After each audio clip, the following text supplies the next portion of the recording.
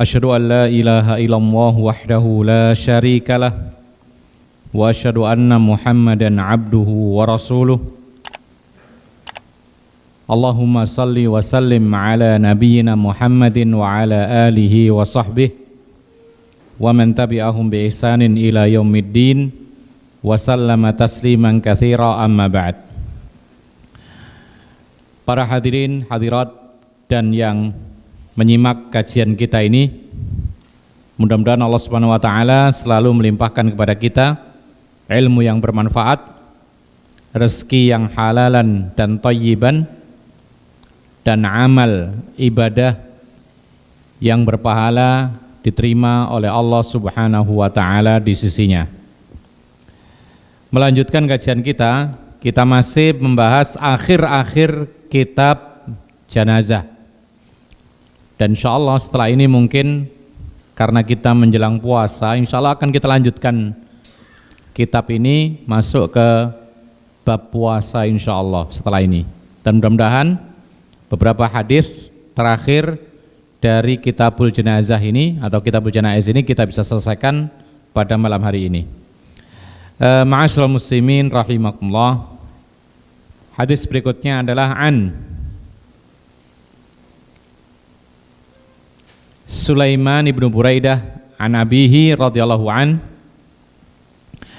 qala kana Rasulullah sallallahu alaihi wasallam yu'allimuhum idza kharaju ilal maqabiri an yaqulu assalamu alaikum ahlad diyari minal mu'minina wal muslimin wa inna insyaallahu bikum lahiqun nas'alullaha lana wa lakumul afiyah.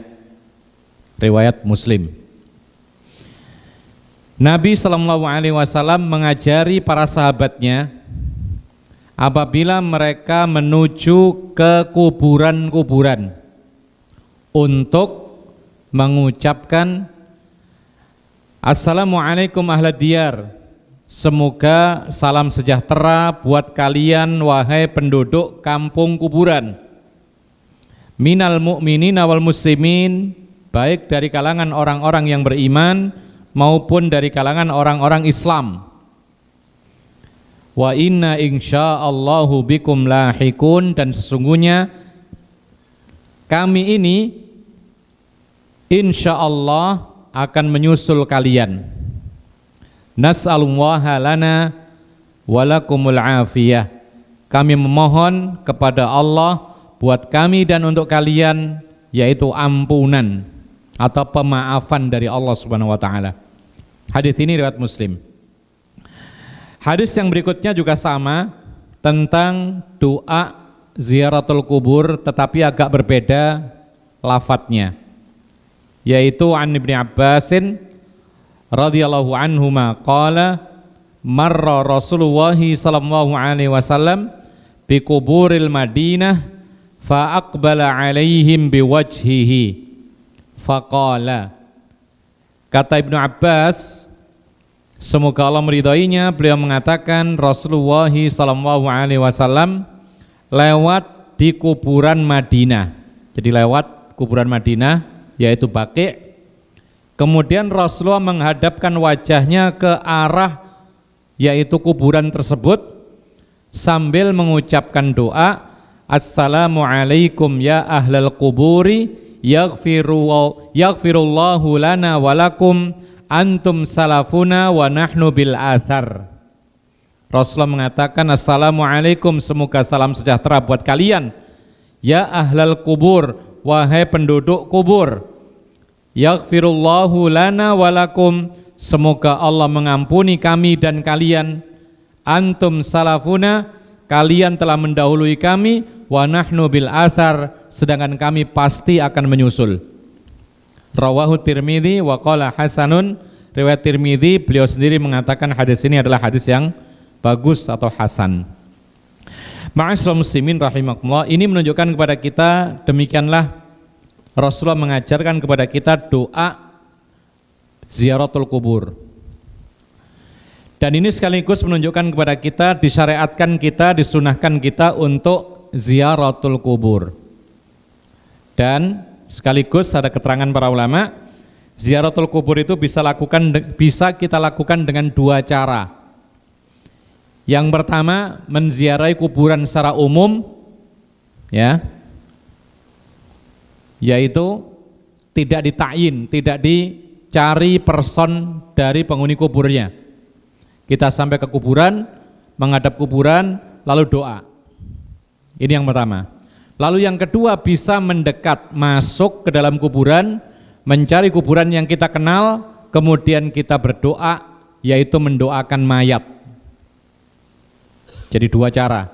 Oleh karena itu, mungkin kalau kita tidak ingin kelewatan pahala ziaratul kubur, maka sempatkan ketika kita lewat kuburan, berhenti sejenak, adabnya menghadap ke kuburan, kemudian mengucapkan assalamualaikum ahlad diyari minal mu'minina wal muslimina wa inna insyaallahu bikum lahikun nas'alullaha lana walakumul afiyah, atau assalamualaikum ya ahlal kuburi yaghfirullahu lana walakum antum salafuna wa nahnu bil athar.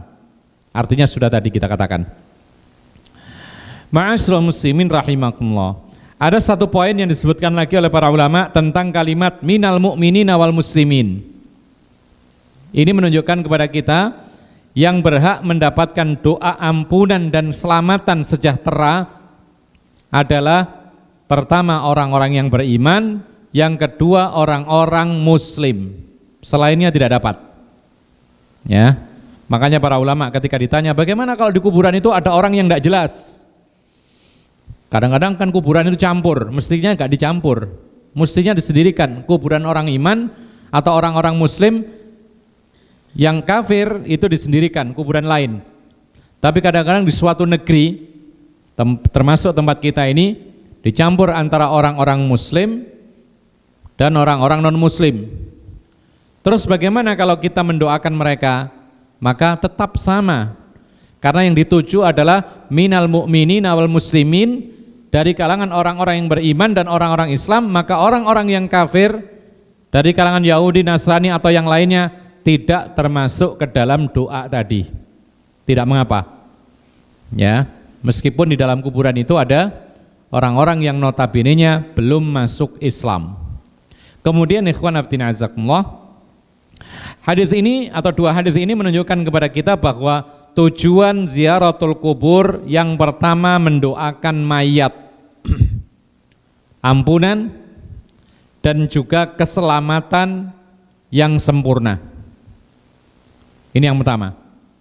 Lalu yang kedua, tujuan untuk yang berziaratul kubur adalah mengambil pelajaran. Rasulullah mengatakan, fa innaha tudzakirukumul akhirah. Ziaratul kubur itu dapat mengingatkan kalian kepada hari akhir. Dalam lafaz yang lain, tudzakirukumul maut. Ziaratul kubur itu mengingatkan kematian. Dalam sebuah lafaz yang lain, fa innaha turaqqiqul qulub. Ziaratul kubur itu dapat melunakkan hati. Jadi orang kalau tidak diingatkan dengan kuburan, tidak diingatkan dengan kematian, maka lupa. Seolah-olah dia hidup di dunia selamanya. Lupa bahwa setelah mati itu ada alam kubur, setelah kubur itu ada alam akhirat. Di akhirat itu kalau tidak surga maka neraka. Makanya perlu diingatkan orang-orang yang hidup bahwasanya suatu ketika kita pasti akan meninggal dunia. Dan Rasulullah SAW memerintahkan kita untuk sering-sering mengingat kematian. Aksiru min dzikri hadhil ladzat al-maut, kata Nabi SAW, banyak-banyaklah mengingat penghancur kenikmatan dunia, yaitu kematian. Dan untuk mengingatkan kematian banyak cara, diantaranya ziaratul kubur. Diantaranya pula disebutkan oleh para ulama takziah kepada keluarga kematian. Di antara juga mengingatkan kematian ittiba'ul janazah, mengantarkan jenazah. Di antara juga yang mengingatkan kematian sholatul janazah. Di antara yang mengingatkan kematian iyadatul marid, menjenguk orang sakit terutama yang parah. Ya. Di antara yang mengingatkan kematian membaca Al-Qur'an. Karena di dalam Al-Qur'an ada peringatan tentang kematian. Di antara yang mengingatkan kematian membaca sirah para nabi dan rasul. Di antara mengingatkan kematian, membaca ayat-ayat tentang hari kiamat dan lain sebagainya. Banyak cara. Dan memang kita ini harus sering-sering mengingat kematian supaya tidak lepas kontrol. Ikhwana fiddin azakumullah. Ada beberapa hal yang perlu dicatat, dan mungkin antum kalau tidak bisa ngingat langsung, ini mungkin dicatat atau direkam ya, karena ini kami ambilkan dari catatan para ulama. Kami sendiri juga mencatat ya, tentang apa? Tentang masalah-masalah yang berkaitan dengan amalan-amalan yang berkaitan dengan kuburan. Dan ini merupakan syubhat yang harus kita tahu jawabannya, benar atau salahnya. Kalau benar maka kita lakukan, tapi kalau tidak benar maka kita harus tinggalkan. Karena ini berkaitan dengan din, agama. Sementara Nabi SAW mengatakan, man amila amalan laisa alaihi amruna fawarat. Barang siapa yang beramal suatu amalan, yaitu dari agama ini, tidak ada dalil atau perkara dari kami. Rasulullah mengatakan, laisa alaihi amruna, tidak ada perkara kami, dan perkara Nabi adalah agama. Dan agama itu adalah Al-Quran dan Sunnah. Artinya tidak ada dalil dari kami, maka amalan tersebut tertolak. Oleh karena itu berkaitan dengan masalah ini, masalah ziyaratul kubur, doa ziyaratul kubur dan lain sebagainya, ada pembahasan yang disebutkan oleh para ulama, yaitu tentang masalah membaca Al-Quran ya, membaca Al-Quran di kuburan. Apakah membaca Al-Quran itu dianjurkan di kuburan atau tidak? Maka disebutkan oleh para ulama, jawabannya tidak disyariatkan untuk membaca Al-Quran di kuburan. Ini jawabannya. Lalu apa alasannya? Ada beberapa alasan yang perlu kita ingat, mungkin juga kita catat.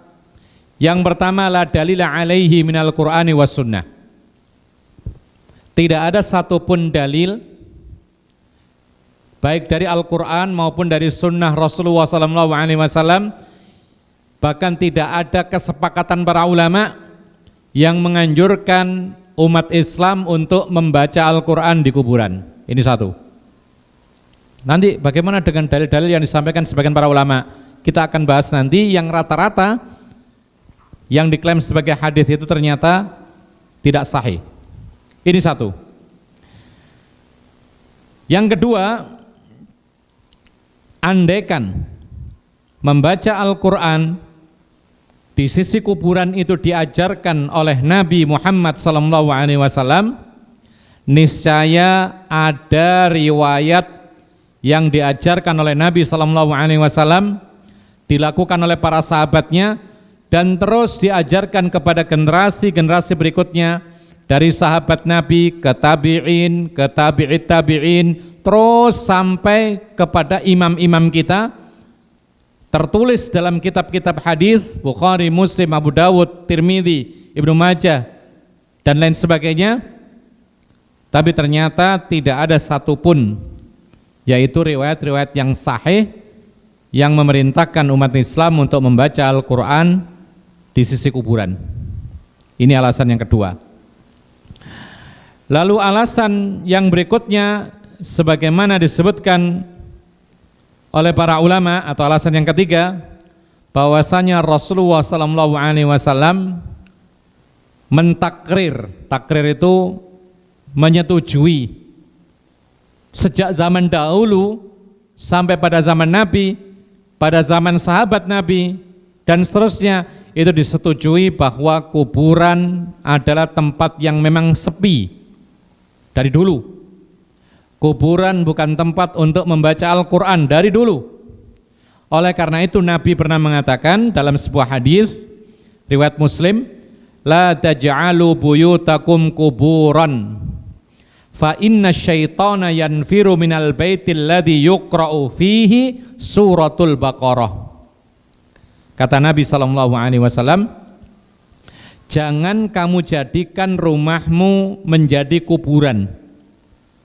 Sesungguhnya setan itu akan lari dari sebuah rumah kalau rumah itu dibacakan di dalamnya surat Al-Baqarah.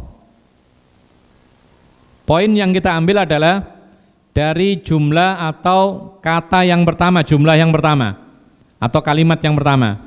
La taj'alu buyutakum qubura. Jangan kalian jadikan rumahmu kuburan. Ada dua makna yang disebutkan oleh para syurah, para ulama yang menjelaskan hadis ini.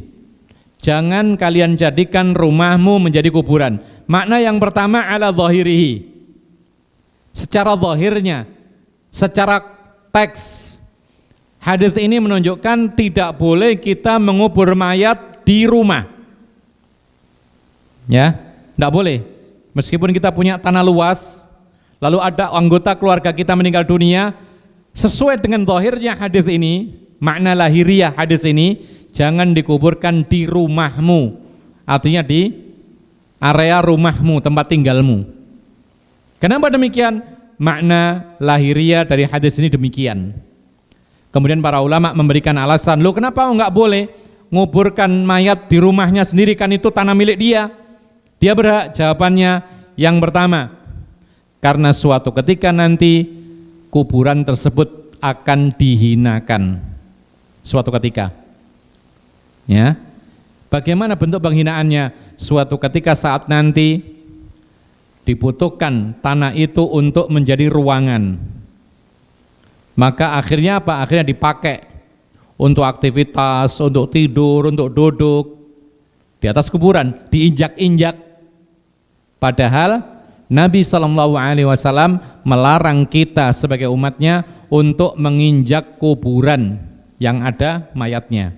Nah, kalau nanti dikubur di pekarangan rumah, tiba-tiba tahun depan, 10 tahun ke depan, anak cucunya membangun rumah di situ, lalu kemudian di situ adalah tempat tinggal, pasti akan diinjak, didudukin, ditidurin dan lain sebagainya. Ini kalau ketahuan. Kalau nggak ketahuan dijual, lebih parah lagi, dihinakan mayat tersebut. Padahal mayat itu masih punya kehormatan meskipun dia sudah dikuburkan kalau dia orang Islam. Apalagi kalau misalkan dibikin WC, ya, dihinakan lagi. Dibuat toilet, dibuat kamar kecil dan semisalnya. Atau paling tidak, kalau mereka tahu bahwa itu kuburan, maka terpaksa mereka akan menggali lalu memindahkan. Kemana? Diletakkan di kuburan umum. Ya percuma saja, sekalian saja sekarang dikuburkan di kuburan umum supaya tidak butuh lagi digali.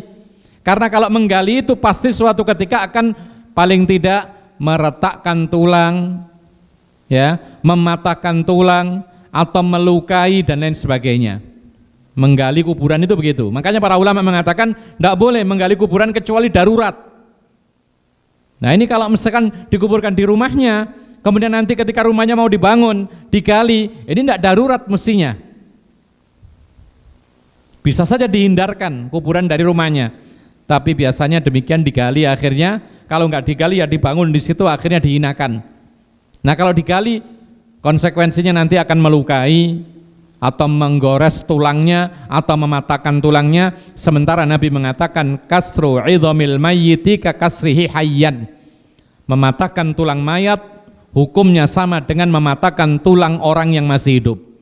Dosa.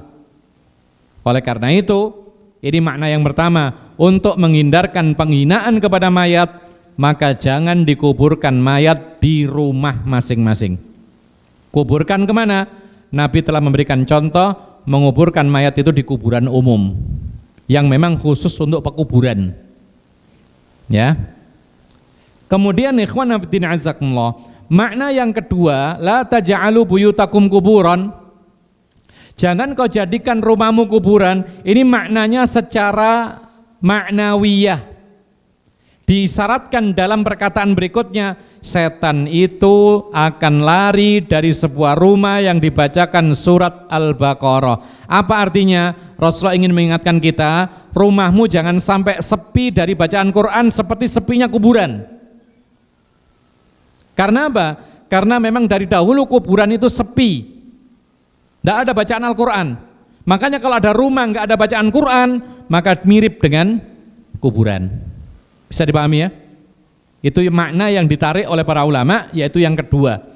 Jangan kau jadikan rumahmu seperti kuburan, yang mana kuburan itu bukan tempatnya membaca Al-Quran. Sehingga apa? Sehingga ini anjuran untuk membaca Al-Quran di rumah masing-masing. Makanya para ulama juga mengatakan kalau bisa rumah tempat tinggal kita ini jangan dijadikan tempat tinggal setan. Apa maksudnya? Karena setan itu betah di sebuah rumah apabila tidak ada bacaan Al-Quran, apalagi tidak ada bacaan surat Al-Baqarah. Rasulullah mengatakan setan itu akan lari dari rumah yang ada bacaan Al-Quran surat Al-Baqarah. Mafhumnya kebalikannya, maka setan itu tidak akan lari dari rumah kalau enggak ada bacaan Al-Quran, terutama surat Al-Baqarah. Makanya para ulama mengatakan ini termasuk salah satu dalil, yaitu sebagian para ulama mengatakan meruqyah rumah itu utamanya dengan surat Al-Baqarah. Jadi kalau antum punya rumah kok ada yang aneh-aneh, ya, misalnya ada suatu ruangan, kalau malam-malam itu ada suara aneh, entah suara orang berjalan padahal nggak ada orang, entah suara sesuatu sedang apa begitu. Kadang-kadang di dapur ada seperti orang sedang masak, ya, di kamar mandi kadang-kadang air gemericik, dilihat nggak ada apa-apa, maka bisa jadi itu adalah setan yang berusaha menakut-nakuti penghuni rumah. Bagaimana cara menghilangkannya? Rumah itu dibacakan Al-Quran, terutama surat Al-Baqarah. Dibacakan ya, bukan distelkan murotal, bukan. Ya, dibacakan betul. Baca yaitu dengan niat membaca Al-Quran dan juga dengan niat biidznillah, dengan izin Allah mengusir setan yang ada di rumah. Bukan membunyikan murotal. Kalau membunyikan murotal siapa yang baca? Syekh Sudes di Mekah sana, dia tidak berniat untuk meruqyah rumah kita, dia sedang ngimami sholat dulu 5 tahun yang lalu itu rekamannya. Jadi nggak ada niat untuk meruqyah. Oleh karena itu termasuk hal yang harus diluruskan, yaitu sebagian di antara kita itu membeli murotal yang isinya ayat-ayat ruqyah, kemudian setiap hari dibunyikan di rumah, tujuannya adalah meruqyah. Kita katakan bacaan Al-Quran itu bagus, kita mendengar sambil lalu juga bagus, karena paling tidak kita mendengar ayat Quran, mendengar Allah dibacakan, mengingatkan Allah bagus, tapi tidak bermanfaat untuk meruqyah karena tidak ada niatan untuk meruqyah. Ya. Kemudian ikhwan fillah azakumullah, jadi dengan beberapa alasan tadi maka tidak ada bacaan Al-Quran di kuburan. Rasulullah tidak pernah melakukannya, sahabat juga demikian. Kemudian ikhwan fillah azakumullah, yang kedua, masalah yang kedua, ini kami dapati dari sebuah tulisan yang sifatnya atau di dalamnya menganjurkan untuk membaca Al-Quran di kuburan. Apa itu? Yang kedua masalahnya adalah ada sebuah athar dari Ibnu Umar, semoga Allah meridhoinya, annahu awsa an yuqra'a ala qabrihi bi fawatihi al-Baqarah wa khawatimiha.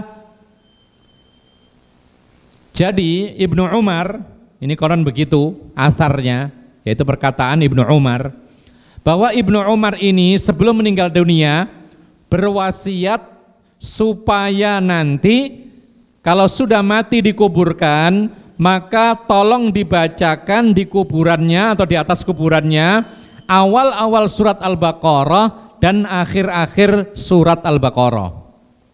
Ya, Alif Lam Mim, dzalikal kitabul la raiba fihi hudal lil muttaqin.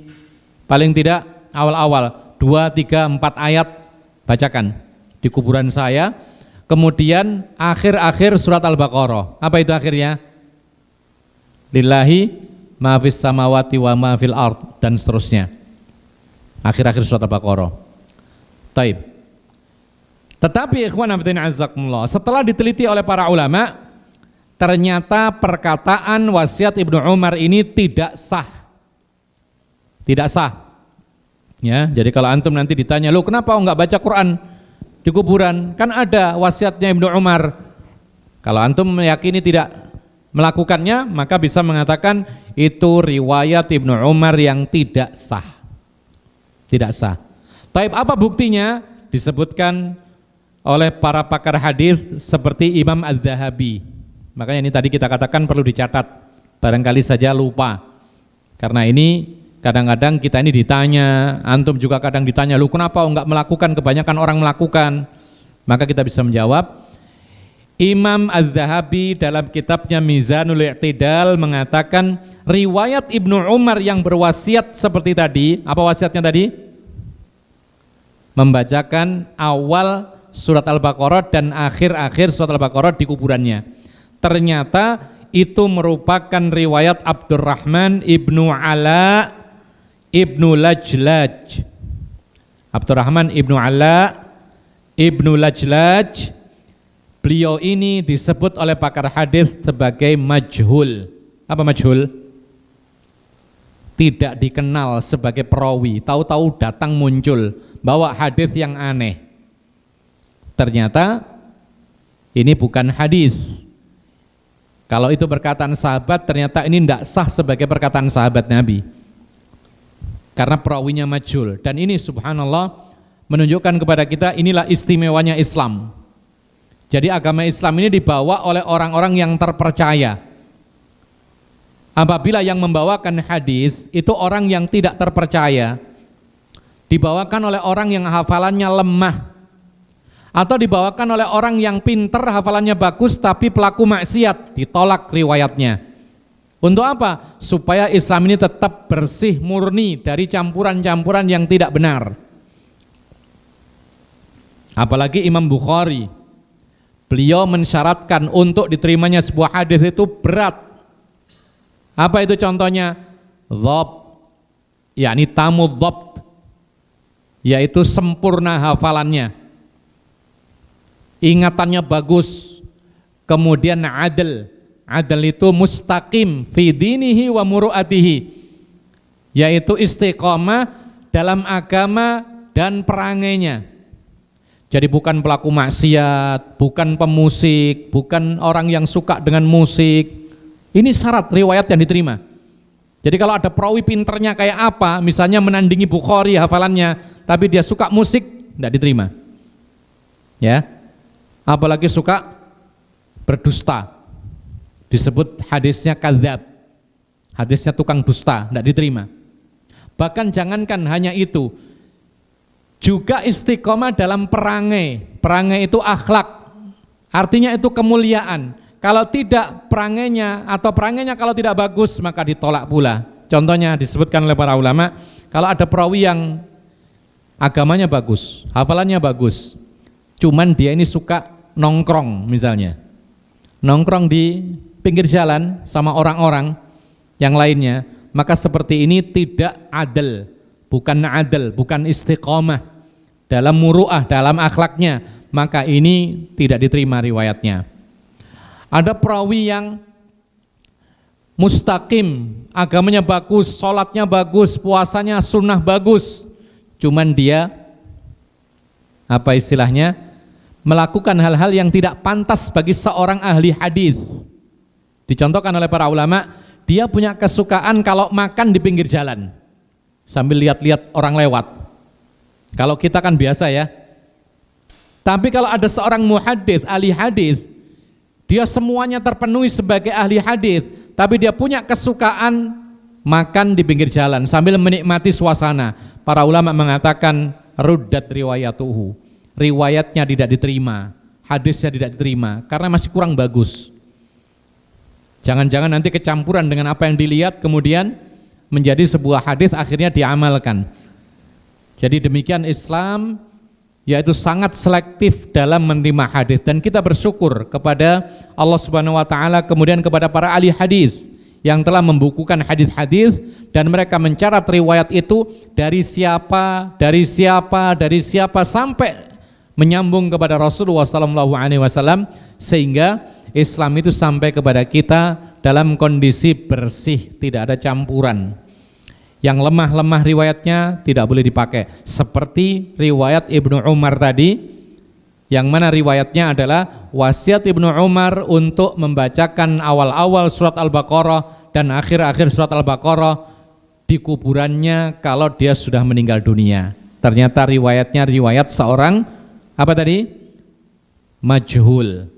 Kalau riwayat majhul ini bisa dikategorikan sebagai riwayat muttaham, atau bisa dikatakan palsu dan semisalnya. Berikutnya ikhwanna fiddin azakumullah. Ada pula yang disebutkan bahwasanya Imam Ahmad kana yamna'u min qiraatil Qur'ani fil maqbarati falamma sami'a hadzal athar raja'a an qawlihi. Ini ada lagi perkataan sebagian orang bahwasanya dulu Imam Ahmad melarang baca Quran di kuburan. Lalu tatkala mendengar riwayat Ibnu Umar tadi, wasiatnya Ibnu Umar tadi, maka Ibnu Umar menarik kembali perkataannya, lalu kemudian mengakui adanya baca Quran di atas kuburan. Diteliti lagi oleh para ulama, maka ternyata apa yang dinisbatkan kepada Imam Ahmad ini tidaklah sahih. Ya. Kenapa demikian? Karena riwayat yang disandarkan kepada Imam Ahmad itu ternyata termasuk riwayatnya Al-Hasan Al-Warraq. Hasan Al-Warraq. Lagi-lagi beliau adalah termasuk Al-Majhul. Perawi yang tidak dikenal. Tahu-tahu muncul membawakan sebuah riwayat bahwa Imam Ahmad merujuk. Tadinya melarang, sekarang tidak melarang. Ternyata ini pun juga tidak sahih. Bahkan ikhwan fillah azakumullah, perawi yang dikatakan Al-Hasan Al-Warraq tadi juga meriwayatkan dari orang yang di atasnya, namanya Ibnu Musa Al-Haddad. Jadi orang yang tidak dikenal ini meriwayatkan dari orang namanya Ibnu Musa Al-Haddad. Diteliti oleh para ulama, siapa sih Ibnu Musa Al-Haddad? Tidak dikenal, tidak diketahui dan tidak ditemukan biografinya dalam kitab-kitab hadis, sehingga tidak dikenal. Maka kembali lagi dia termasuk majhul, tidak dikenal. Justru riwayat yang sahih yang dinisbatkan kepada Imam Ahmad adalah seperti yang disampaikan oleh Imam Abu Dawud. Ya, Imam Abu Dawud ini termasuk muridnya Imam Ahmad. Beliau dalam beberapa masalah yang ia kumpulkan, dia mengatakan sami'tu Ahmad su'ila an qiraati anil qiraati indal qabr. Kata Abu Dawud, muridnya Imam Ahmad, beliau mengumpulkan masalah-masalah yang ditanyakan kepada Imam Ahmad, gurunya. Beliau mengatakan, aku pernah mendengar Imam Ahmad tatkala ditanya hukum membaca Al-Quran di atas kuburan, faqala la, maka dia mengatakan tidak boleh. Ini riwayat yang sahih dari Abu Dawud. Dan kita tahu siapa Abu Dawud, beliau termasuk Ashabus Sunan, penulis kitab hadis Nabi sallallahu alaihi wasallam. Yang berikutnya, Imam As-Suyuti dalam Syarhus Sudur mengatakan, kanatil ansar yaqra'una indal mayyiti suratal Baqarah. Ya, ini yang dijadikan dalil oleh sebagian saudara-saudara kita yang perlu diluruskan. Apa kata As-Suyuti, Imam Suyuti? Di dalam kitabnya Syarhus Sudur, beliau mengatakan dahulu orang-orang Ansar, siapa orang Ansar? Penduduk Madinah.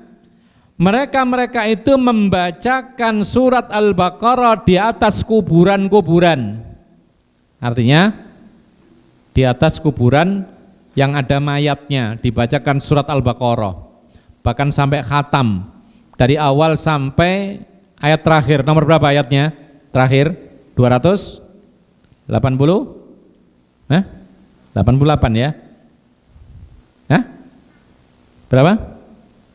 Al-Baqarah. Taib.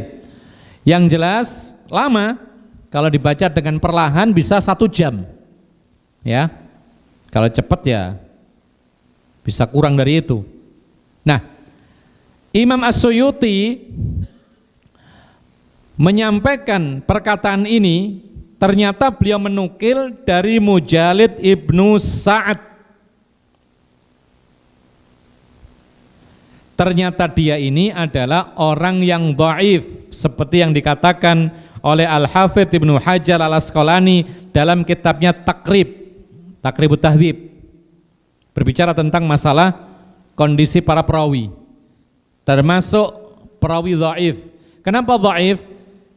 Perawi yang bernama Mujalid bin Sa'ad ini dhaif sebabnya ikhtalat, yaitu mukhtalid.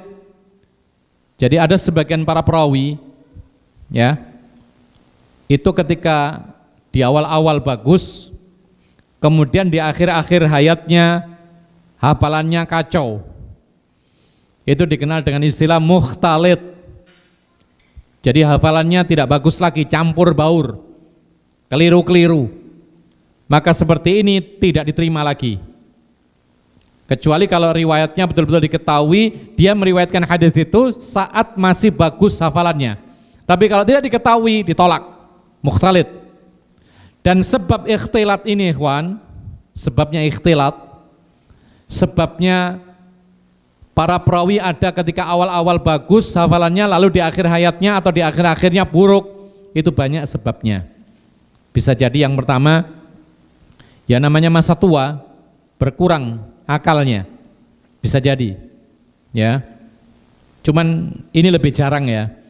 Kalau para ahli hadis di masa tuanya itu rata-rata mereka itu secara akal mereka semakin tajam, ya.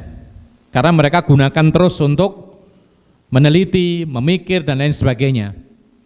Makanya di antara sebagian ahli medis mengatakan untuk menghindarkan penyakit pikun itu kalau bisa dipakai akal kita ini untuk hal-hal yang bermanfaat kalau bisa. Jangan termenung-menung untuk membaca, ya, untuk mendengar hal-hal yang bermanfaat, mendengar pengajian, mendengar bacaan Quran, dipakai untuk berusaha untuk menyimak Quran, menghafal Al-Quran, mendengar hadis, menghafal hadis, insya Allah tidak akan pikun. Tapi semuanya itu takdir Allah. Oleh karena itu ada doanya, Allahumma inni a'udzubika minal haram. Ya Allah, aku berlindung kepada Engkau dari penyakit pikun. Nah, ada sebab yang lain, sebagian para ulama itu berubah hafalannya. Kenapa? Karena di masa-masa tua dia punya kitab yang selalu dihafalkan, setiap harinya di murojaah diulang-ulangi kembali, kemudian dia dapat musibah kebakaran, hangus kitab-kitabnya. Dulu nggak seperti sekarang bisa beli di toko, salinannya banyak. Dulu itu kalau mau punya kitab ya nulis sendiri, kemudian disimpan untuk dia sendiri, dibaca sendiri, dihafalkan sendiri, terus diulangi sendiri. Tiba-tiba terbakar, mau ngapal nggak bisa, mau ngulangi nggak bisa. Atau kalau tidak terbakar, dicuri, ya. Dulu itu ada orang mencuri kitab. Untuk apa? Ya untuk dijual kadang-kadang. Sehingga dahulunya dia punya patokan kitab, kemudian ketika dicuri hilang, akhirnya berubah hafalannya, tidak bisa lagi membaca.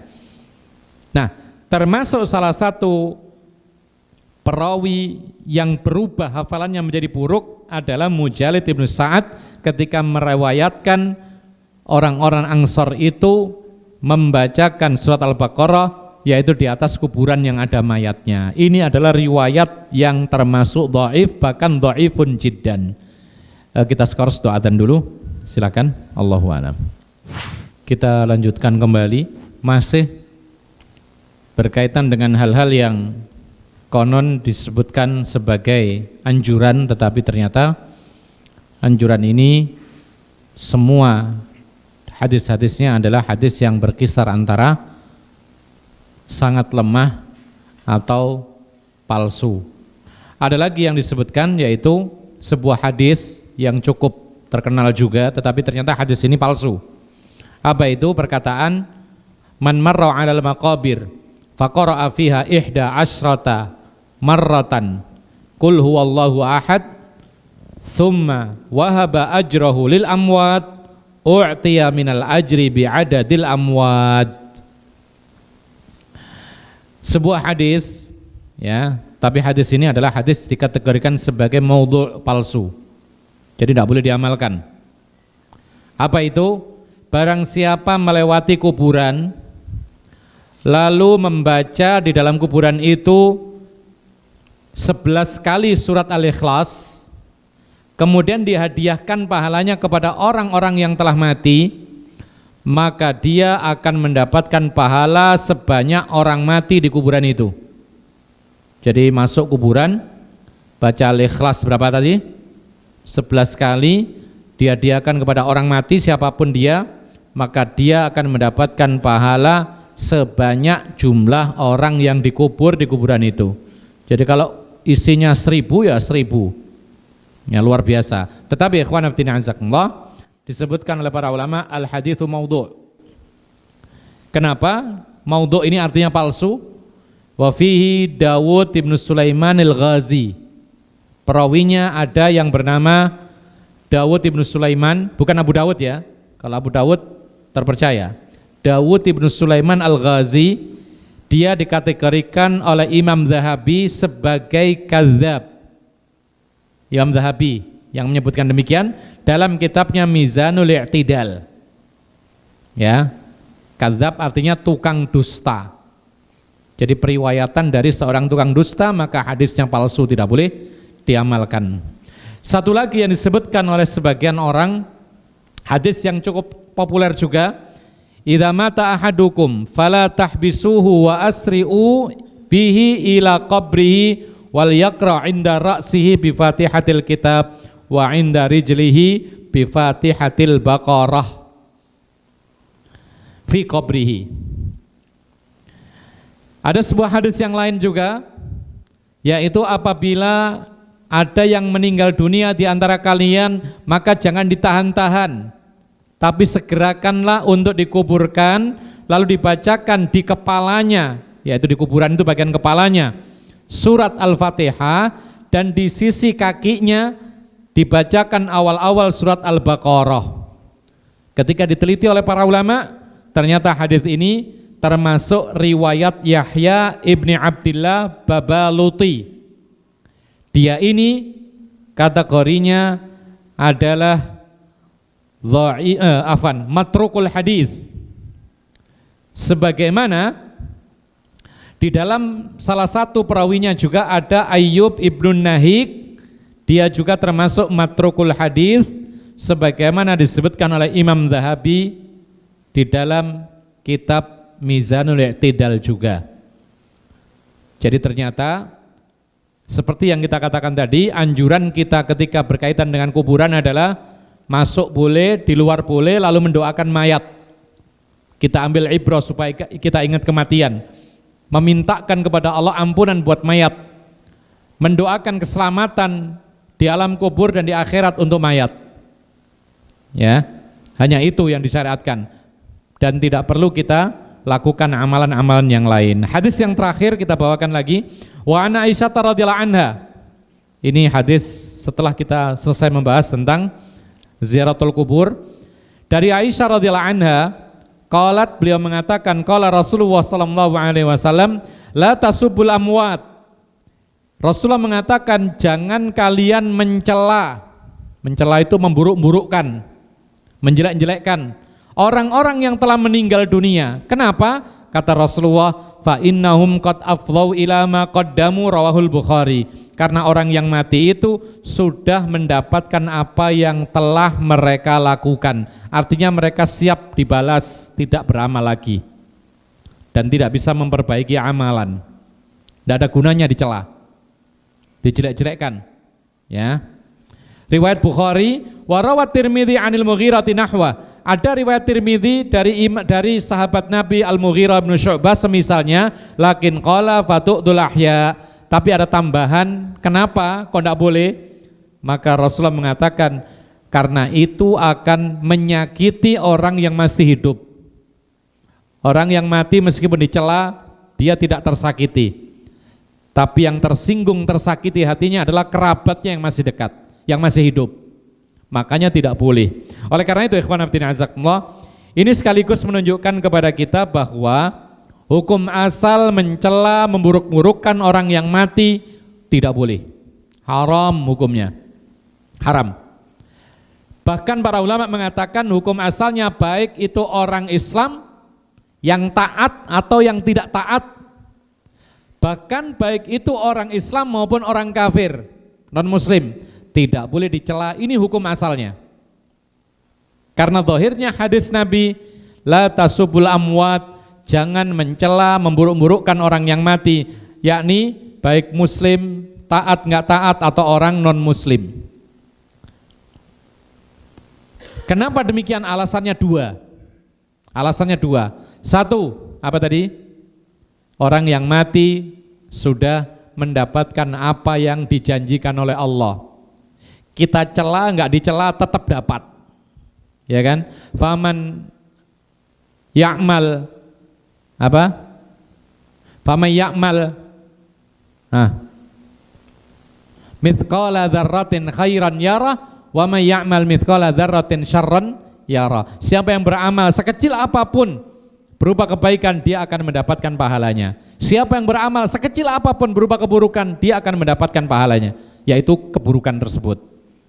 Jadi nggak ada gunanya kita mencela mereka, karena mereka tetap dibalas sesuai dengan amalan oleh Allah Subhanahu Wa Taala. Kita cela orang mati tidak semakin buruk, ya, dan kita puji pun orang mati tidak semakin naik tingkatannya. Ini yang pertama. Lalu yang kedua, alasannya adalah kalau kita mencela orang yang mati, kan kerabatnya masih hidup, akhirnya kerabat-kerabatnya yang masih hidup terganggu, tersakiti, tersinggung, dan lain sebagainya. Namun ikhwan fillah azakumullah, apakah di sini berarti nggak boleh sama sekali total memburuk-burukkan orang-orang yang telah mati? Dijawab oleh para ulama, itu hukum asal. Sehingga nanti akan ada kaidah yang menyelisih hukum asal. Dan setiap kaidah hukum asal itu ada hukum cabangnya. Ya.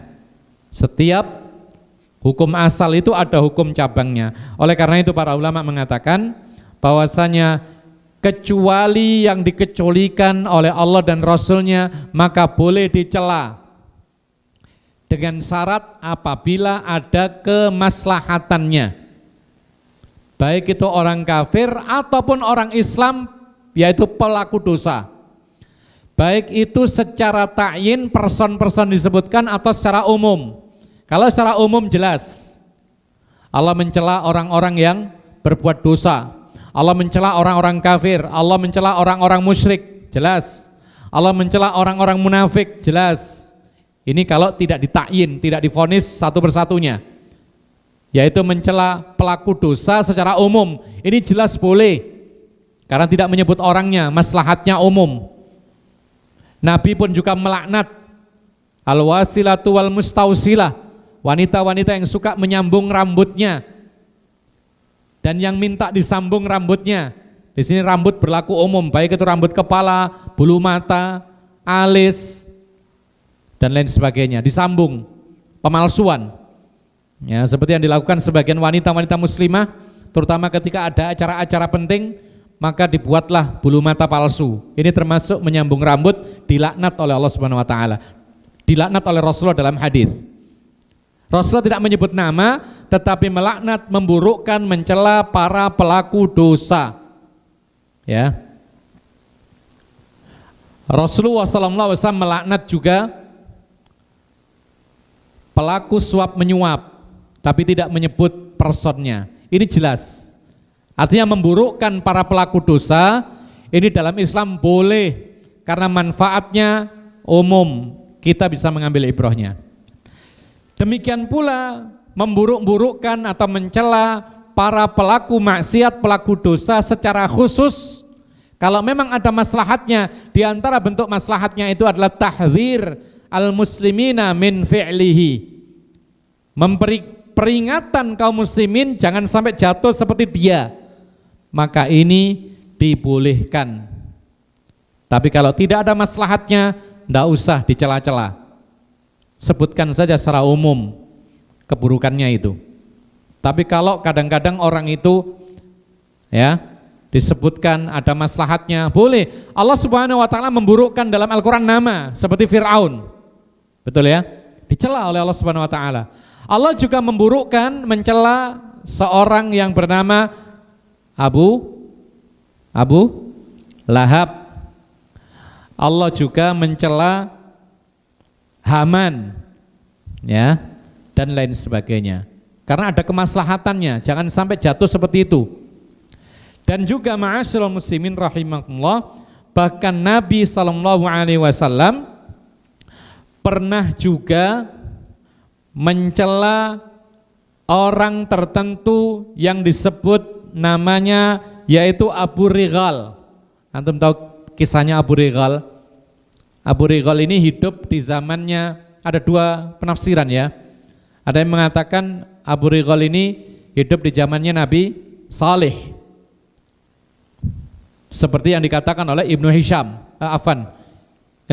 Ibnu Hisham mengatakan dia ini hidup di zamannya Nabi Saleh, kemudian dia berkhianat kepada Nabi Saleh, tidak mau beriman, lalu mati dalam keadaan berkhianat, kemudian dikuburkan, kemudian manusia melempari kuburannya Abu Righal ini.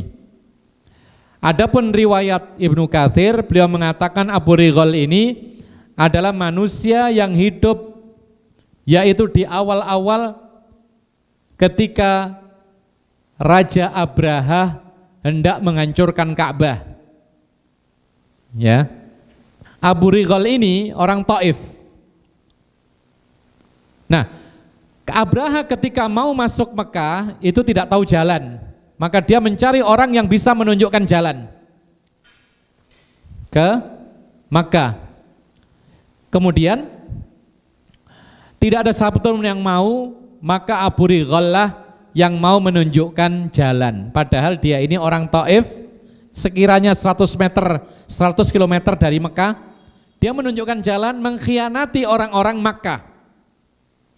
Ditunjukkan, kemudian sebelum masuk ke kota Mekah dia meninggal dunia, tapi dia berhasil menunjukkan jalan. Akhirnya apa? Akhirnya Abraha dan tentaranya terus berjalan. Abu Righal mati sebelum masuk ke Mekah. Kemudian akhirnya kan Abraha dihancurkan dengan burung ababil, mati semua. Kuburannya Abu Righal ini sebelum tempat ini. Dan itu akhirnya dilempari oleh orang-orang sampai pada zaman Nabi Muhammad SAW. Ketika Rasulullah lewat, Rasulullah mengatakan itu kuburan Abu Righal sang pengkhianat, disebut namanya. Maka ini menunjukkan kepada kita bahwasanya apabila ada maslahatnya memburukkan, mencela seseorang yang mana kemaksiatannya sangat besar, yang dimaksudkan dengan menyebutkan nama supaya memperingati orang jangan sampai jatuh kepada perbuatan tersebut, maka ini dipulihkan kalau memang ada maslahatnya. Tapi kalau tidak ada maslahatnya, kembalikan kepada hukum asal, tidak usah mencela dan memburukkan siapapun yang sudah meninggal dunia. Kenapa? Yang pertama karena dia sudah mati, dia akan dibalas oleh Allah bagaimanapun juga. Yang kedua, kadang-kadang itu akan menyakiti orang-orang yang masih hidup dari kalangan kerabat orang yang telah meninggal dunia. Mungkin saja yang meninggal dunia ini orang buruk, tetapi kerabatnya kadang-kadang dia adalah orang yang baik. Allahu alam, ini yang bisa kita sampaikan. Mudah-mudahan bermanfaat. Ada yang bertanya barangkali? Iya. Iya.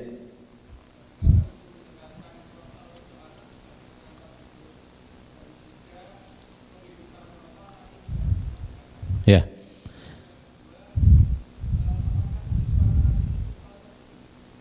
Ya, ada pertanyaan yang pertama adalah apakah sengaja membunyikan suara Al-Quran sebagai pengantar tidur itu dibenarkan atau tidak?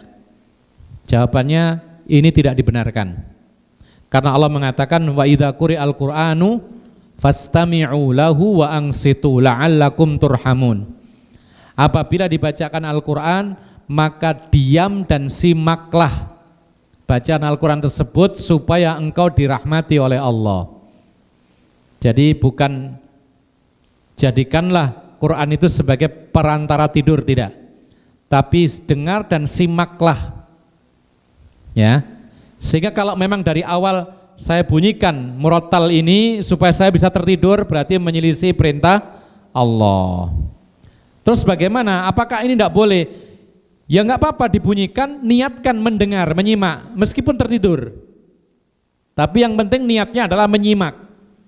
Ya, menyimak murattal Al-Quran sambil memurojaah, mengingat kembali, mengulang kembali. Andaikan tertidur, ya sudah berarti Allah menginginkan kita tidur. Ya, banyak hal-hal yang lain yang bisa kita gunakan untuk pengantar tidur seperti zikir. Kita berzikir kemudian tertidur. Atau misalnya kita mendengar pengajian, nah, dia kalau mungkin sebagian yang menggunakan cara ini boleh-boleh saja.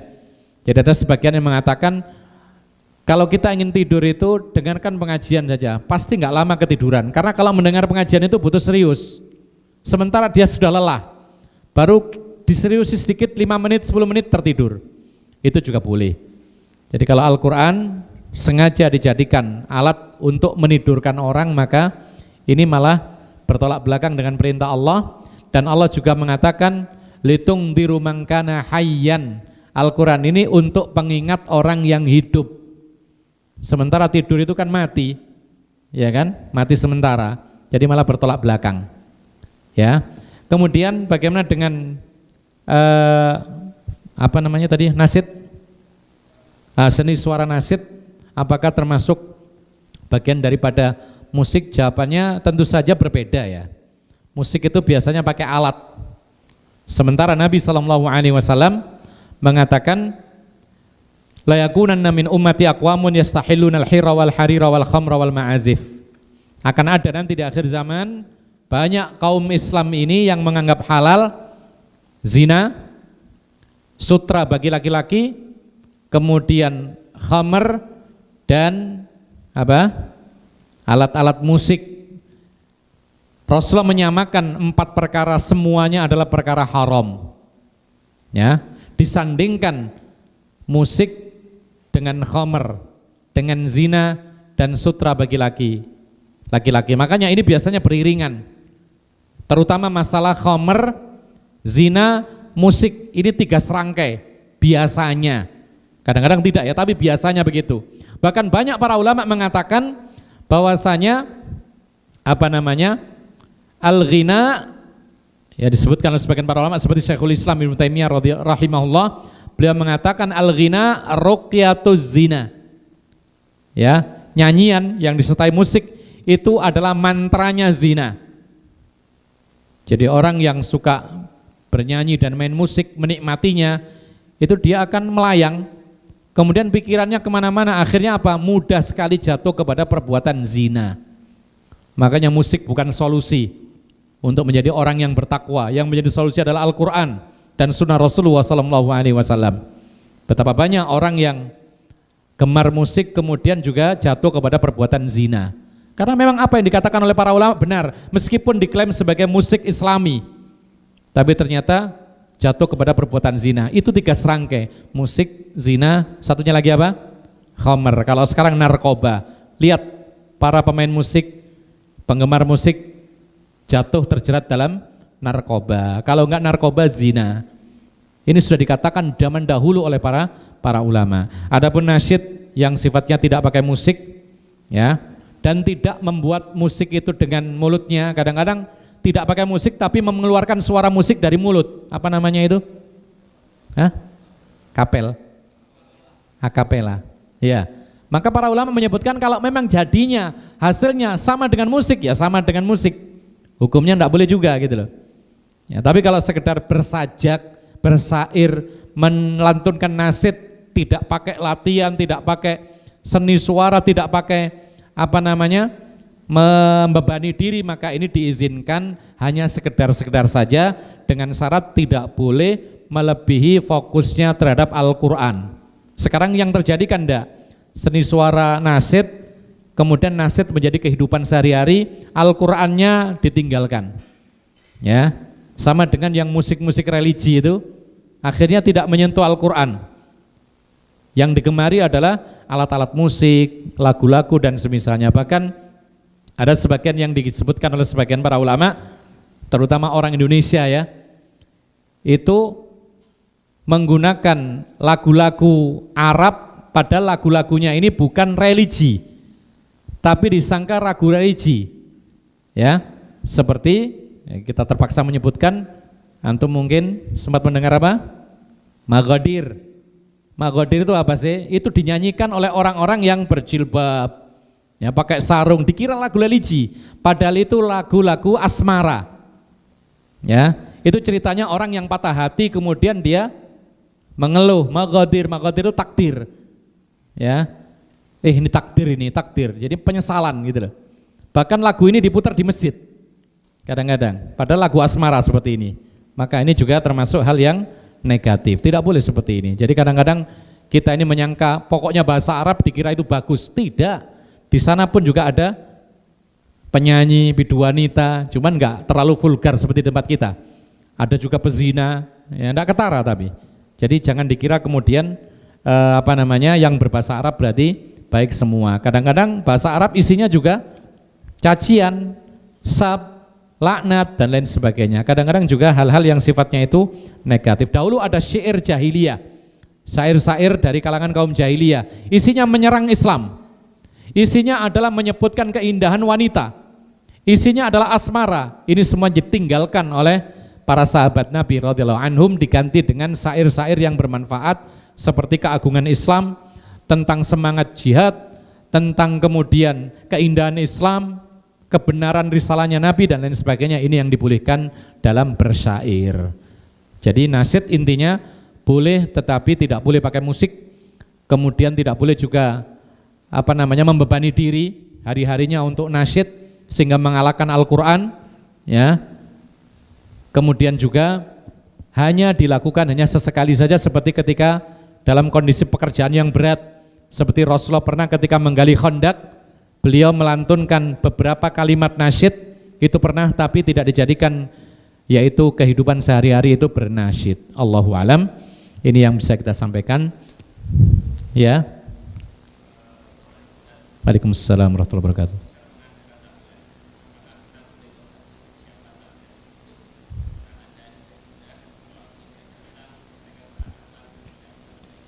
Ya.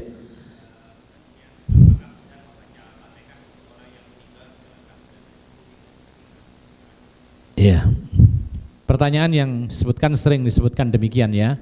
Kita katakan bahwasanya kita tidak mendapati adanya dalil yang menganjurkan kita untuk membuat sebuah acara setelah kematian. Kemarin kita sebutkan, yang dianjurkan adalah justru membantu meringankan beban keluarga kematian, bukan rame-rame datang ke keluarga kematian makan bersama. Ini Imam Syafi'i sendiri mengatakan itu dibenci. Imam Syafi'i sendiri, ya. Berarti apa? Berarti itu adalah hal yang memberatkan keluarga mayat, ya. Meskipun dibungkus dengan kemasan zikir dan lain sebagainya.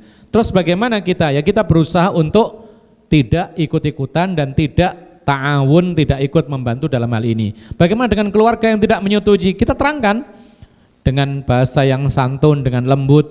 Ya, kalau memang tidak bisa sekarang, ya kita sementara menghindar dulu. Suatu ketika waktu yang tepat kita jelaskan dengan kepala dingin, ya. Bila perlu dikasih buku catatan tentang hal ini, jelaskan kepada mereka, mudah-mudahan mereka menerima. Ini yang pertama. Lalu yang kedua tadi, apa tadi? Pembaca Al-Fatihah dikirimkan kepada orang mati. Demikian pula hal ini termasuk hal yang tidak kami ketahui dalilnya. Ya, pengkhususan Al-Fatihah ini yang pertama, kemudian dikirimkan kepada orang yang telah meninggal dunia, maka kami tidak mengetahui dalil satupun dari Al-Quran dan Sunnah Rasulullah Sallallahu Alaihi Wasallam. Kita ini butuh bacaan Quran, kita sendiri, karena kita jarang membaca Al-Quran, maka kita baca untuk kita sendiri. Orang tua kita sudah mendapatkan pahalanya. Karena apa? Karena setiap amal soleh yang dilakukan oleh anak itu pahalanya mengalir untuk orang tuanya. Ya, karena apa? Karena adanya anak itu jasa dari orang tua. Makanya kita harus berbakti kepada orang tua. Dan kita untuk melakukan kebaikan, bakti kepada orang tua yang sudah meninggal dunia banyak. Kita doakan, minta ampunan kepada Allah untuk orang tua kita. Kita doakan semoga diampuni dosanya, ditinggikan derajatnya. Kita mungkin sedekah, boleh kalau sedekah pahalanya untuk orang tua boleh. Menghajikan orang tua yang belum haji, mengumrohkan orang tua yang belum umroh. Kemudian melanjutkan kebiasaan baik orang tua yang meninggal dunia, ini semuanya diajarkan dalam Islam. Allahu alam. Ini yang bisa kita sampaikan, mudah-mudahan bermanfaat. Wa akhiru da'wana alhamdulillahirabbil alamin. Wassallallahu ala nabiyina Muhammadin wa ala alihi wa sahbihi ajma'in. Subhanakallahumma bihamdika asyhadu an la ilaha illa anta astaghfiruka wa atubu ilaik. Assalamualaikum warahmatullahi wabarakatuh.